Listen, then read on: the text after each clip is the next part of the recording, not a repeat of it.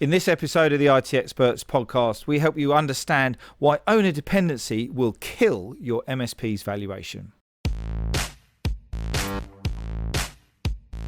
Welcome to the IT Experts podcast, the only podcast to help MSPs scale to 1 million, and if already there, get to 5 and go faster. At the end of the day, isn't it all about building a business that works for you rather than you for it? I hope you enjoy the show. Good morning, good afternoon, good evening. Welcome to the IT Experts podcast. Today we've got Stuart back in the podcast lounge. Good morning, Stuart. Yo, Ian. Good to be back. Yo, Ian. Ian. From the Luton posse, here we are, back in the hood. Great show got lined up today. MSP Valuations, owner not needed. Owner's been stuck in the MSP. A lot of stuff we've been talking about recently in the Growth Hub. We've done some podcasts on this previously, but what we're going to talk about today is how when you're an MSP owner and you're holding on to the reins so tight and the business won't operate without you, ONN, owner not needed, Stuart not needed, it'll kill your valuation. Absolutely kill your valuation. There's lots of other elements I'm sure we're going to cover off today. But this big one here is that unless you start to being, your business is able to run without you, and I'm going to caveat that, run and grow without you. It's all right going on holiday, coming back and everything's in place. That's okay. But when your business grows without you, that's when you've got something magic. It is. Well, this was stimulated by a conversation I had just the other week where someone has been in the industry years and years and years, got a nice business, and they can't sell it. And it's not because it's probably not valuable. He's had 3 or 4 buyers start the process over 4 years because it takes time, and it's fallen over. Really? It's fallen over, and he's absolutely pulling his hair out because the clock is literally ticking. The biological clock is ticking. Yeah. And it was really sad to hear because it was like Groundhog Day. We've done podcasts on Groundhog Day, and it's like, well, what do you need to change if you're going to get a different result, i.e. to sell this business? And to the point where getting a bit desperate. So that's what stimulated this conversation today, because there is a fear that you can't sell the business. It's not worth it. It's not worth what you need it to be when you need to retire. And as a result, you're going to be stuck in it, or you've just got to wind it down and put up with what the reality is. And it doesn't have to be that way. How do you build that transferable value that turns into cash in your pocket when you exit that is worth having? But first of all, you've got to get it to a point where the multiplier, which is what everyone seems to be chasing or is chasing, can kick in rather than just getting 1 times your turnover or worse.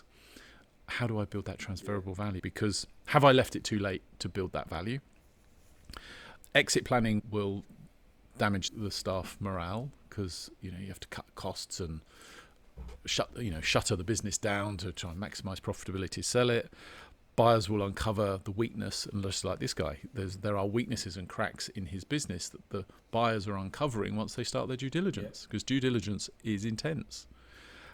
That's the problem. But the opportunity, if you get it right, is you can exit on your terms. The business, as a result of you getting it ready for sale, is actually in a strong enough position to acquire.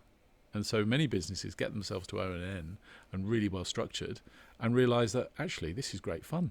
I think I'm going to go faster by buying another business and strapping it onto what already works really, really well, because you've got a model that works. If you go and buy a business and you're a bit of a chaotic business yourself, what do you end up with? More chaos. If not going backwards. Yeah. So the key here is you've got to put some key elements into the structure of the business to actually increase its value. And that's what we're going to talk about today. Yeah, and you're going to cover off the element of the owner, the autonomous ability of the owner. But an analogy that I use and I talk to MSPs about is that we know that there's like 10 key factors of valuation, multiplication as it would be. But the way to look at this is that if you've got £1 million MSP and it's doing okay, and you've got 250 grand's worth of EBITDA, but that's your starting point, right? So if you're an average MSP, most will get 1 or 2. So you'll walk out with £500,000, all right? You've been doing it for 15, 20, 25 years. Are you happy with that? I'm guessing kind of not. How do we get to some of these daydream multipliers that people talk about, 8, 9, 10 times multipliers you hear, and you think, how the hell did you do that? Well, it's really simple, because And it is about not leaving it too late, and getting in that process right now. Because if you were to focus on your account management and you focused on your client concentration, there's a tick in the box. That could be another multiplier. If you go and what we talk about today, you own and not needed, that's another multiplier. So we're now at £500,000 without actually doing anything and really spending much money. If you then went and focused on the contracts of your clients, which isn't going to cost you any money because you should be doing it as part of account management anyway, there's another £250,000. So before we know it, you could easily be, and by the way, there's another 8 of these on top of that, you could easily be at 1.5, if not £2 million cash in your pocket just by installing some simple, basic, good principles of running an MSP. And today's one, is the key one, which is when somebody buys your MSP, they will probably ask you to hang around for a year to make sure that the wheels don't fall off. But they don't want you in it. That's why they bought it. So, that's the kind of the nuts and bits we're going to cover off now, isn't it? But there's so much opportunity here that we're seeing. And again, light bulb moments going on in the clients because they're going, God, if I actually do that thing that you've been telling me to do for the last 2 or 3 years, could that be worth literally, 250 grand? And that's just the base on £1 million MSP. So multiply that up to a 2 to 3 to a £4 million MSP, and you can do the maths. Yeah, it is. And it is around the profitability of the business. Of course it is. And that is a function of your turnover to a point, because, world-class EBITDAs or net profit, to call it simple, leading edge is, 20, 30%. So on a £1 million MSP, you're doing very, very well to have an operating net profit of 250,000. Many would dream of that. Yeah. After it's been adjusted. For example, we won't go into all of that. So the starting point for most is focus on recurring revenue. A number of our 2-3 million pound MSPs that come and join us are 50% projects, which is amazing because they do amazing. They've got an amazing client base and they just need stuff doing year in, year out. But it will impact the valuation. You turn that into a 75% recurring revenue business instead of a 50%. That's a massive. And so again, huge. The type of client you're targeting, the type of services you're offering and pushing, but those clients love doing the project work and love being needed. So focusing on recurring revenue is key. Employing revenue per full-time employee is key. That shows an efficiency in the team ratio there. That's really key. Contract length you touched on. That's really key.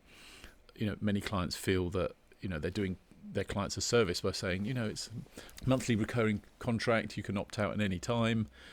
Yeah, that's great. If you don't feel it's easy to sell, isn't it? To start with, that's the point. It's easy to sell, and it's a bit scary to say, well, it's a 3-year contract. Yeah. Okay, it's not that binary. 1 month notice period, 3-year contract. But as you become more confident in your business, and you realise that actually it's in their interest and your interest to build, longer term contracts into it. Certainly, starting with new clients who know nothing. Legacy clients it's a little bit harder to transition them because they're used to the relationship you've had with them for so many years. So why should they change? But it's not impossible. So contract length is really key. Looking at your margins around how you're buying things in. So good business practice. Knowing your numbers. Risk mitigation. Absolutely key on that. And service gross margin. Understanding the value of not only the recurring revenue that's coming into business, but the recurring margin that's built into that.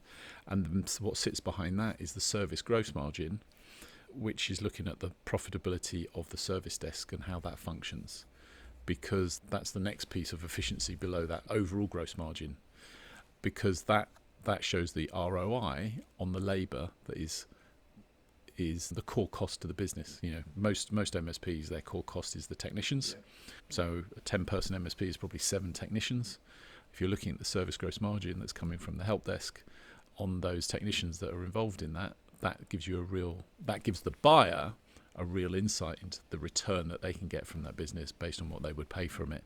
All of those things we've talked about, to your point, can add another 1 to the multiple, from 1 to 2 to 3 to 4 to 5 to 5 to 6, particularly then if the business is growing and you're getting past the £1 million mark. We're at 1.1, we're on 1.5, 2 million on a 20%, net profit or EBITDA, number, you're starting to look at 400 or 500k. And once your EBITDA or your net profit is above that 500k mark, you get another point of multiple that can kick in, because there's financial reasons as to why that's more attractive to the buyer. But more importantly, all of these metrics point to how good the business is functioning behind the scenes. So Exactly. The reason that guy has got these people walking away is because it was opaque. It was unclear where the profit lay behind the numbers, because the numbers worked for him, but it was unclear for the buyer as to where the profit lay or didn't lay. So therefore, there was risk to them buying that business. And that's the thing you're having to mitigate, the risk that the numbers that you're currently doing are sustainable without you. And the crazy thing about this is just good business practice in actual fact. And, many MSPs have got their heads stuck in, the sales and marketing. They're not focusing on their headline numbers. They're not looking at the levers that you need to pull. And we've just embedded this. You might not know this, Stuart, but I've just built a thing in the back of our Power App so that our clients can literally rag their valuation progress in their headline numbers, which is super cool. I'll show you later. But by doing standard business practice and starting with your sales and marketing nice and slow and build that up organically, the journey that Stuart's just finished off with you had been at £500,000 EBITDA. Going to put some petrol on it now. Go and buy another MSP, because you're stable, you're mature, you're structured, you've got a good culture, you've got good people. Buying another MSP yourself and embedding that in will then get you, could double the size of your MSP. And then they fall into the practices that you've got. All of a sudden, you've got a £4, £5, £6 million MSP that's worth even more. And, and then the numbers really do start to get very, very exciting. But it's all, we're not saying that you've got to go and buy this magic pill. Not saying you've got to go and install all this IA. This is just standard understanding your numbers, understanding your people, good, industry best practice, that we talk about in this podcast, our clients talk about, everyone else we kind of connect with talks about. And that, so how do we bring this one alive? What's the kind of the focus? We talked about the recurring revenue. I think it's really simple. If you're well established as a business, you're doing okay, but that if you were to sell it, you're way off the mark in terms of getting what you'd like from it. Depending on the extent that you follow the process, and hopefully everyone understands what we mean by that, because we talk about follow the process all the time with our clients, it's a 3-year process to turn the business around, which is not a lot of time. No. Because this chap I was just talking about spent 4 years, with failed buyers. That's disheartening, right? Someone comes up to you and you sort of think your business is worth £1 million and they offer you £100,000, or don't even offer you at all. They walk away. They're walking away. Yeah, they don't even give you an offer. It's like, what do I do now? If you follow the process, it's probably a 3-year time scale to turn. For many, it's probably 4 to 5 years, depending on how they need to extract themselves and how confident and brave they are in letting go, investing in other stuff, because there's a whole load of other stuff that goes on behind this, from your changing your leadership style to your confidence in letting go and hiring better people that can step up and work around you, putting the processes in place. But certainly, if you're really super, super focused and you're probably over $1 million already, it's a 3-year process if you're really on the money and stay focused and accountable to doing the work. For others, it's probably a 3 to 5 year process. Yeah.